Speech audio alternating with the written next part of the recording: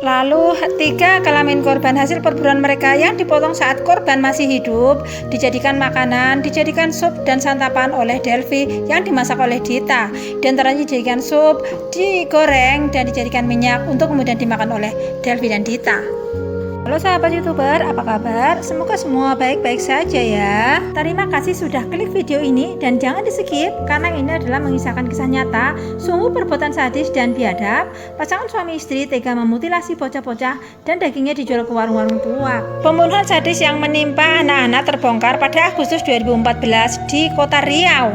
Korbannya 6 orang anak dan 1 orang dewasa. Hakim Surta menangis saat membacakan vonis sebab dalam amar putusan diceritakan betapa sadis, kejam dan biadabnya ketiga terdakwa saat membunuh, memutilasi, menguliti dan menjual daging anak-anak ini ke kedai-kedai tuak di sana. Awalnya seorang pria bernama Muhammad Delvi umur 25 tahun diminta untuk mewarisi ilmu perdukunan oleh ayahnya, tapi syaratnya harus makan titit anak-anak dulu. Lalu setelah berunding dengan istrinya, Delvi mengajak istrinya Dita Desmalasari untuk memulai perburuan anak-anak, tentu saja untuk diambil tititnya. Buruan korban pertama dilakukan oleh Delvi sendirian adalah bocah laki-laki bernama sebut saja Fadil umur 5 tahun, diculik tanggal 10 Januari 2013 dari Kampung Baru, Kecamatan Rantau Kopar, Kabupaten Rohil. Delvi memutilasi dan mengambil kemaluannya. Jasad Fadil ditemukan tanggal 10 Agustus 2014. Lalu korban kedua adalah Aceh, bapak-bapak berumur 40 tahun, pria terbelakang mental, warga Mandau, Kabupaten Bengkalis. Aceh diculik Delvi Juli 2013. Dia dimutilasi dan diambil kemaluannya. Tapi kali ini Delvi mengajak istrinya. Jasad Aceh ditemukan pada 7 Agustus 2014. Istrinya ini koyak koplak, mau-mau aja diajak seperti itu.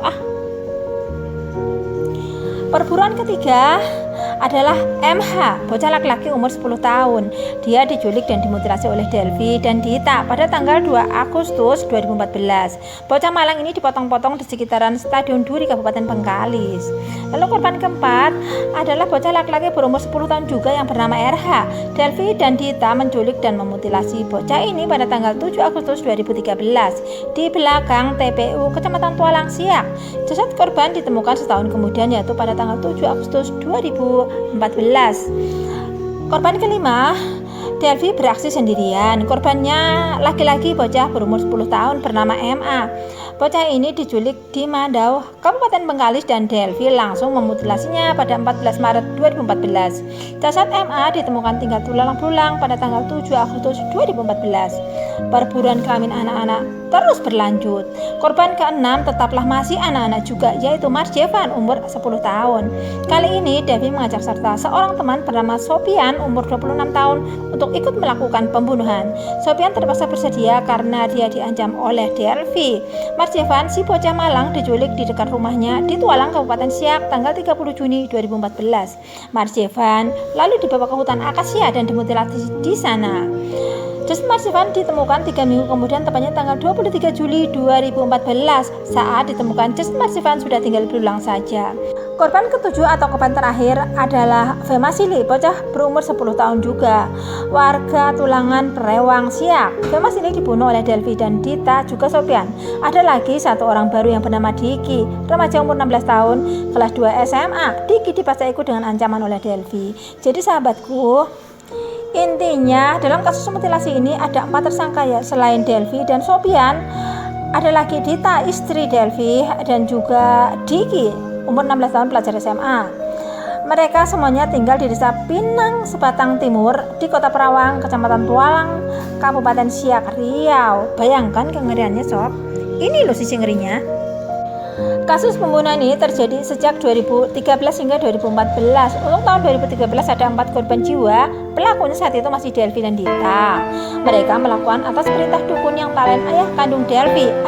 Alat vital korban akhirnya dipotong untuk diberikan ke dukun itu atau ke ayah Delvi. Lalu tahun 2014 ada 3 korban yang dibunuh tersangka Delvi dan Dita. Namun kali ini melibatkan Sopian dan Diki. Kedua orang ini dipaksa untuk ikut di bawah ancaman tentu saja. 3 bocah mereka bunuh secara sadis dan biadab. Bagaimana nggak sadis, alat vital bocah ini dipotong dengan pisau cutter dalam keadaan hidup. Saat Marjevan dan Femasili diajak jalan, Delvi bukan hanya membelikan jajanan, tapi juga membeli cutter. Bahkan pengakuan si Sopian, sesampainya di hutan akasia, si korban disodomi dulu oleh Delvi dan Sopian. Baru setelahnya diserahkan ke Dita. Dita adalah eksekutor memotong kelamin para korbannya secara hidup-hidup.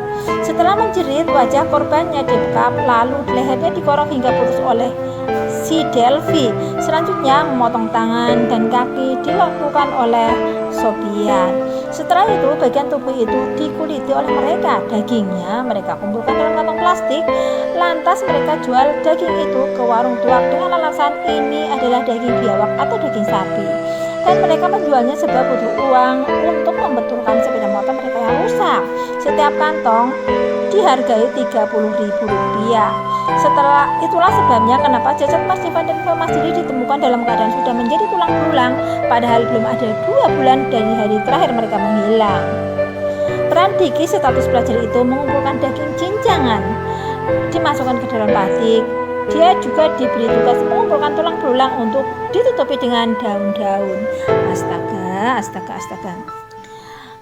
Sudah dipastikan bahwa kasus pembunuhan ini terencana dengan baik. Sebab menurut pengakuan Delvi CS, mereka lebih dulu mempersiapkan segala sesuatunya untuk membunuh. Delvi CS sudah siapkan kantong plastik, parang, pisau untuk menguliti dan mengumpulkan dagingnya. Jelas ini sudah pembunuhan yang sangat terencana. Lalu bagaimana kasus ini sampai ketahuan? Adalah Femasili alias korban terakhir. Saat itu dia sedang main bertiga dengan temannya yang sebut saja Budi dan Edo. Saat Delvi dan Sopian sedang berburu anak-anak, mereka melihat ketiga anak ini yang masih tetangga alias sangat mengenal. Lalu Sopian memanggil Femasili dan Edo untuk diajak beli jajan dan jalan-jalan. Tentu saja dua anak ini mau-mau aja. Lalu naiklah si Delvi nyetir motor, Femasili dan Edo di tengah dan Sopian di belakang.